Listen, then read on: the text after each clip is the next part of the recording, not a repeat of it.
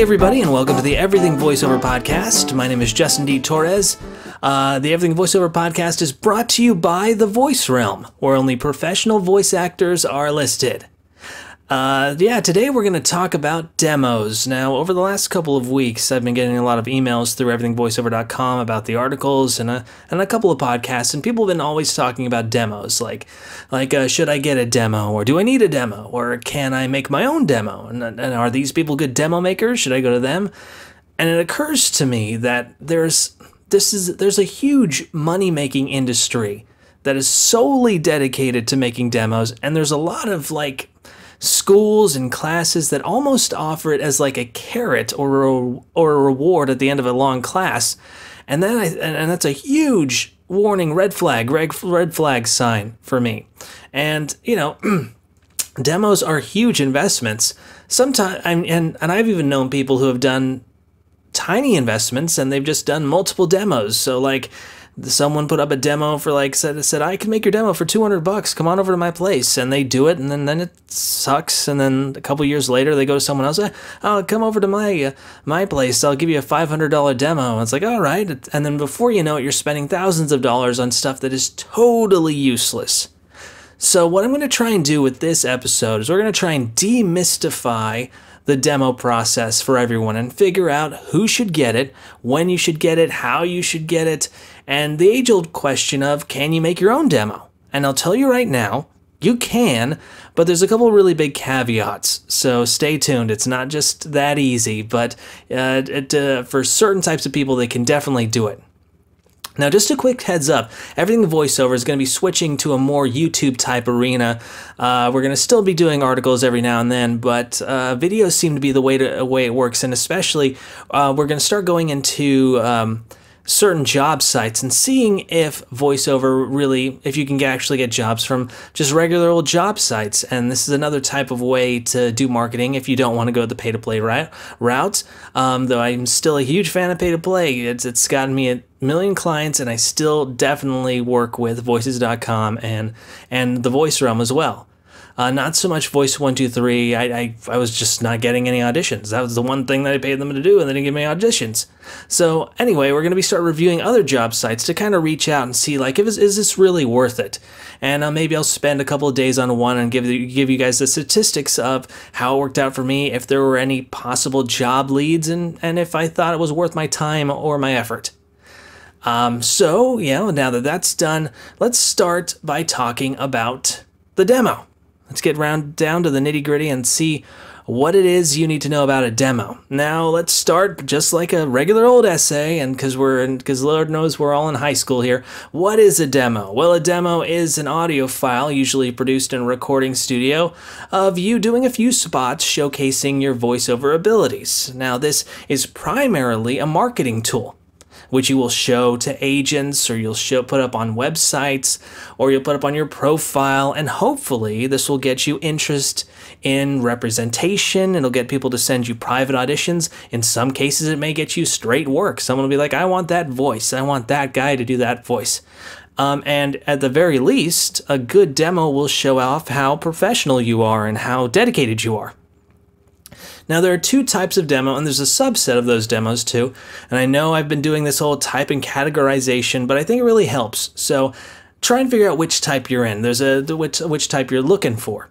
There's two types of demo. There's a generalized demo, and there's a specific demo. Now, a generalized demo will give you the most bang for your buck, and this will be most likely to be your produced demo, like where you go into a studio and get it produced. Or self-produced. That's what I'll refer to as self-produced demo, because you're the one going and paying for everything. So a self-produced demo will be something that is produced in a studio, or even a self-produced demo can be from home. Now, this may show off the ones that you get a coach to help you out on. They may show off a commercial read, a promo read, and maybe different colors of your voice. A general sense of what you can do, and a lot of, hopefully, a little bit of a differentiation, so that when an agent listens to it, they'll be like, okay, I've got that voice, and I've also got that voice, and I think I can get him for that voice too. So here's an example of my produced demo that was done by Phantom Audio quite a few years ago with Dorianne Elliott, who is a casting director at Phantom Audio. So go ahead and listen to this. This is my only demo that I did that I was only produced in New York City, and just listen to it and try and look at the range that's there and see, and hopefully you'll be able to see the versatility. And yeah, here's my demo. There is a force beyond the laws of physics. The new HP Envy Spectre with the Intel Core i5 processor. Ultrabook inspired by Intel, perfected by HP. Indulge in the new flavorful taste of the delicious double-stacked pepper-crusted turkey sub from Subway. Come in today to experience a new sensation in food from Subway. My backyard gives me peace and quiet. My card gives me peace of mind. The City Simplicity Card. No late fees, no worries. Introducing GSM America from AT&T Wireless. Visit an AT&T Wireless store or call 1-800-SWITCH-ME. AT&T, how many bars do you have? For Pete's sake. You ever know somebody who says that, for Pete's sake? Couple of questions. Who on earth is Pete, and why would anybody be concerned with what this Pete's interests are? I mean, I've got a Dodge Durango. I'm not going to do anything for Pete's sake. I'm doing it for my sake. Pete will not be notified. Dodge Durango. Grab life. Dodge. Hey, can I help you? Yeah, hi. I'm in the mood for your fish sandwich. Okay. Is it 100% cod? It's cod-ish. Is it a fillet? It's fillet-ish. Is it really even fish? It's fish-ish. You're saying your fish is... 100%-ish. Care for an ish sandwich? No. Now, as you can see there's a range there. There's a commercial, there's a trailer-ish, there's a radio style, there's a conversational, and then even an interaction between two people. Now, this is showing a type of range. So what Dorianne was trying to do with mine was to be able to give my voice a little bit of versatility, but still be very much the same voice. Now that definitely is, so when I showed this off to agents, they liked it. They saw, okay, I can use it for this, for that, I can use it for a million different things, so that's good. Generalized demos are not bad. Some people think they're bad, but I think that especially if you're putting a lot of money into it, you don't want to all just use the same voice over and over again. Now, the other type of demos, the opposite of general, is specific. Specific type of demos. Now, these are specific and they stick to a certain type of read. Maybe they're all promo reads or radio reads. Maybe you have a cartoon demo or an audiobook demo or video game demo. You know, there's a huge difference between a cartoon demo and a video game demo. A video game demo may have a lot more realistic sounding characters on it. Cartoon demo is definitely cartoony, but it's, and then that'll be entirely different than an audiobook demo. And then the same thing about that, the generalized demo should not have video game stuff and cartoon stuff. A generalized should be like if you're shooting for an agent and you're gonna want to shoot for the type of stuff that you're going to be going on auditions for your agent. Unless you're like a really crazy kooky cartoon person, then make a generalized cartoon a demo. But for the specific demos, they show off specific types of reads that would be a marketing tool for those type of reads. So me personally, I've got my generalized demo for Phantom Audio, and then I produced myself and also have from produced works that has actually been jobs that I've done, that I have those put together of audiobooks or cartoons or video games. So I have those other demos on the side. I did not pay $1,000 to go produce a video game demo. That's crazy. Unless you're really pulling video games, I would not recommend doing that. I think demos should be really reserved for those larger type jobs of commercial and promo and those type of things. Now, there's two subs. Now you've got your two types of demos, the generalized and the specific demo, and that's just on the content of the demo. Generalized has a couple of, shows off your versatility more in certain aspects, and mostly through like commercial style and larger job type reads. And you've got your specific ones that you can really show off. So like if you're gonna reach out to 5-4, which is a video game company, you want to send them your video game demo. It's not going to be useful if you send them your commercial demo. So the other two we've got, now the two subset of those demos is the self-produced demo and then the produced demos. Now this is different because like it's hard, it's very confusing, but I think self-produced demos are things that you have done and figured out yourself. So these are, you found the script or a coach has found the script for you. or you've got a studio and you've recorded it yourself, or you've went to a studio and you've paid to have it produced yourself. So even though it is produced by a studio, it is self-produced because you've done everything that you can. You're the one who pushed the process. And produced demos are demos that have segments that have been produced by somebody else. So you send in your job, you send in the audio, they did all that stuff to it, they put it onto the radio, and then it's a produced demo. So you have cut together items that have been entirely produced, and that things that have aired. Those are very different things. Now, self-produced demo is just as good as a produced demo, I'd say, but the difference is that self-produced demos are costly and a lot of work and a lot of time. Produced demos, there's nothing like just showing off what you've done. And it's an example of the work that's out there, and that's huge. I mean, if you can come in with a demo, instead of having a demo that you spend $1,500 on, you've got 4 or 5 commercials just ready to go. I don't think you really need a demo. You do need to take classes and network yourself in, but I don't think you need a demo. Which brings us to the next big question. Do you need a demo? Well, before we get into that, I just want to say that the Everything Voiceover Podcast is brought to you by the Voice Realm, where only professional voice actors are listed. And if you went to Voice Realm and you checked out my profile, you'll see my multiple demos that are on there. Now the big question, do you need a demo? If you are attempting to get an agent and live in an area where you can get into job auditions, or if you're SAG-AFTRA, you may need a voiceover demo. Agents post demos to sites like VoiceBank as a marketing tool to get clients to ask you to audition. They have to have something to show. So a demo is almost a must-have. And could it be a produced demo of stuff that you've already done? Yes. Could it be one that you go into the studio for? Yes. The thing that a demo does is it shows these agents that you are committed to being a voice actor. You've invested, or you've invested to the point where you've created a demo, or you've done enough jobs so that there's enough stuff out there that you can produce a demo with just the stuff that you've done. It's not uncommon to hear an agent say, when you get a demo made, send it to me, we'll set up an appointment. Or, I'd love to hear the demo when you get it done, ship it over to me, we'd love to talk to you then. As a non-union actor, if you're going the home studio route, I can honestly say you do not need to make a demo, especially if you're just starting out. Now, here's the thing, is the investments, if you're just starting out in general, should not be going into demo work. Your investments starting out, if you've listened to the last couple of podcasts of like the type of things that you need to think about before you become a voice actor, those should be going to in-person classes, coachings, getting a decent microphone, learning how to record and edit, investing, and even investing in a pay-to-play site to get some kind of practice ground going to try and actually make some money.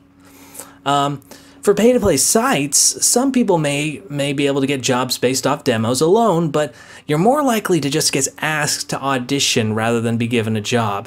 And, so the way Voices.com works is that they just put a lot of the jobs that you would normally be, matched to up there, so you're just going to be auditioning for those regardless of the quality of your, or if you even have a demo up there. So demos don't, and also the thing is that demos don't necessarily represent how your studio works. So it's smart for a client to actually ask to hear an audition before they hire you, especially if it's a home studio type thing. Now, when should I get a demo? That's a huge question. When should I get a demo? This is actually pretty confusing to me because it's so many professional people are like, go, you got to get a demo, you got to do this, and it's the biggest cart you could put before a horse ever.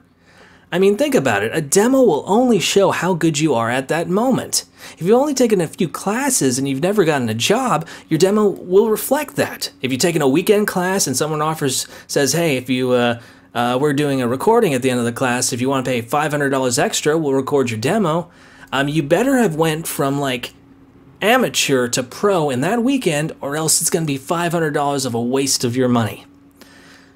Now, voiceover is subjective. if you go to one voiceover coach, they're going to be like, you should be doing promos. Another voiceover coach should be like, you should be doing industrials. Another person should be like, oh yeah, you should do the video game route. You'd be great there. No one really knows how good you are. The only true barometer to figure out how good you are at voiceover is through getting the jobs. And if you amass enough jobs, you'll start seeing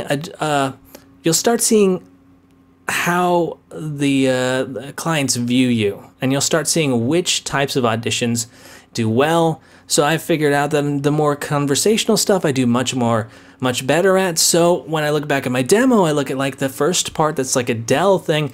I'm not winning those, on the non-union route. So maybe I should put forth the more conversational stuff, because that's going to be what people want, what people pay me for.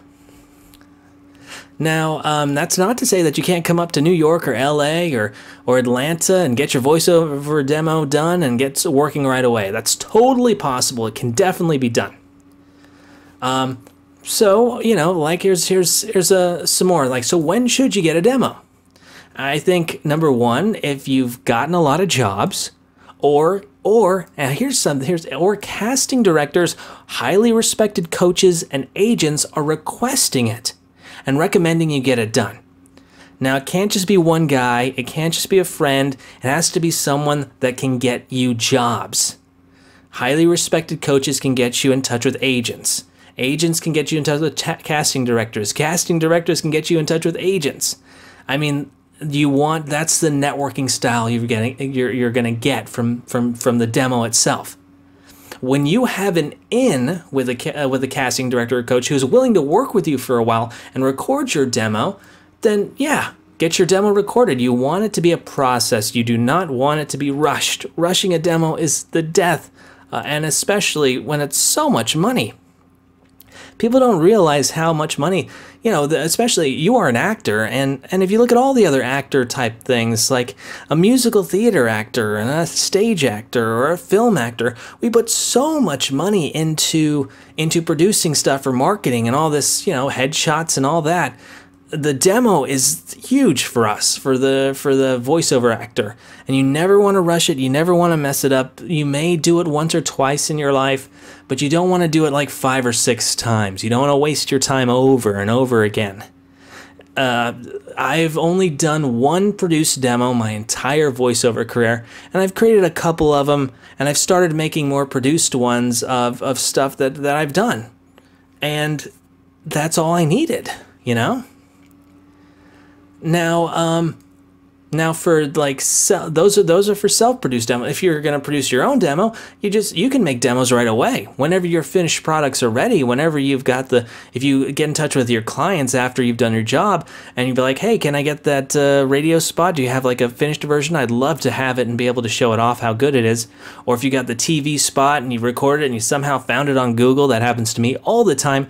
Just cut it out and cut out the audio, or just keep the video and just be like a video demo. That's great. Now here's a little section that I like to call, and I've dubbed, do not record a demo section. If the sound engineer or producer has zero ability to get you future jobs or contact you directly to an agent, don't record a demo. There's a lot of times there's these guys who come in, they set up shop, and then they leave. Don't record a demo. Do not record a demo with those people. If it's like a bait and switch, if that's the big thing at the end of we are the only people who actually record the demo at the end of class, don't record the demo. And it better not be that costly. I don't mind it if people are like, there's plenty of classes where like we're going to record the end of the class and that'll be part of the class, but it's not like $600 more. It's not like an extra payment. Do not record. Don't put any more money in than you have to. If your coach, who doesn't know your voice, hasn't worked with you at all, wants to record a demo, don't record your demo. You want someone who wants to get you better and get you in the right spot to record a demo. They should not rush you to get a demo. Do not record your demo. If it's in someone's house or garage, do not record your demo. If you don't have a coach there and haven't practiced the spots for at least a month, Don't record your demo. You want to have your coach there to be able to coach you. It may take like an hour of you just being for me, Dorianne was coaching me on the same spot at least 4 or 5 times, and then I got it, and she's like, that's all I need. That's all I need. Multiple respected sources should agree with you that you're ready to do the demo. I mean, there's the good thing about the respected sources, and these are people who are casting directors in New York and LA, and they cast all the time. The best ones will give you their honest opinion, and they're not going to try and screw you out of money. It's when it's like the middle ground of people who are trying, who are not quite there yet, and they can still kind of get money out of you. They might be the less respected sources. You shouldn't trust all the time. I'm not going to make a generalized. I'm not going to make a broad stroke of certain people, but I will say that you want to have multiple respected sources that agree with you that you should make your demo. Now, demos can easily cost over $1,000, and that's standard.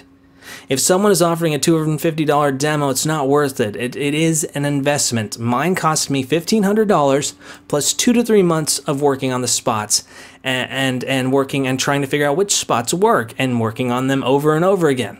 And that was probably over $3,000 easily. So this is a huge investment, and you should prepare for that type of investment. You want it to be a Mercedes right out of the gate. You want it to show off how good you are so you don't have to do it again. Now, that being said, can you make your own demo? Now, when I said with the produced demo with jobs that you've already done, absolutely. Absolutely. Use the jobs that you've already done. Cut them together. Put them out there. Show them your infomercial. Show them your Law and Order promo that somehow you got onto television. Absolutely. Put it out there. Those are amazing. Now, can you record your own demo in your studio? Sure, you can. You can. If you plan on being a home studio voice artist, then you can do it. It will be a representation of your skill and your studio at that time, so be sure to update it as soon as your mic gets better or you get better at it. Be sure to listen and trying to see if there's another, or if you get an audition that gets a thumbs up, that maybe want to use that one too. It's totally fine to have something on a pay-to-play site or a job site and other places that shows off how your skill is. Now, it's a placeholder until you get better. And besides, clients are going to want you to audition anyway, so, you're not going to... I cannot tell you if I've never gotten a job based on my demo solely. Unless it's come through my website, which is a different story. But for like my pay-to-play sites, I've gotten a private audition, and it's a private audition that wins me the jobs, not the demo itself. You could always be like, if someone's like a private audition, I can't just come back and say, hey, listen to the demo. If you want me, you got me. I have to be like, yeah, it's a private audition. They want to hear what it sounds like. All right, yeah. So it doesn't hurt. I would not use an iPhone to record your placeholder demo, but if you've got a thing set up, put it in, do the due diligence of a home studio and get it started, and then you can record your own demo. I think it's better to have something there than nothing. I think there's so many people putting the demo way before when they should do it. I mean, there's nothing wrong with doing a small demo at your friend's house as long as it's free and your friend isn't trying to get $400 out of you. In conclusion, if you're going the route of getting a produced demo, like a self-produced demo, make sure you're investing in coaching or classes, meeting with agents. You want to grab voiceover by the horns if you're starting to put that kind of investment in it. You want to just be going off and doing classes and meeting people and networking. And you want to use that producing of that demo and that money that you're going to invest into yourself to get into the doors of agents and casting directors. You want to use that. And it's not unheard of to have a casting director produce a demo. I've had my casting, Phantom Audio was with Dorianne Elliott at the time, and she was a casting director as well, and she sent me in for a couple of things as well.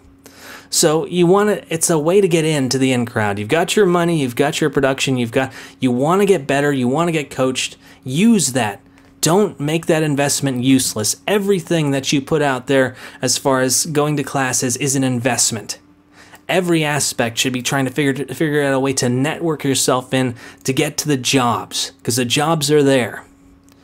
On the other hand, produced demos, which are demos that are just stuff that are already produced and aired and those are amazing. Use the jobs you've done.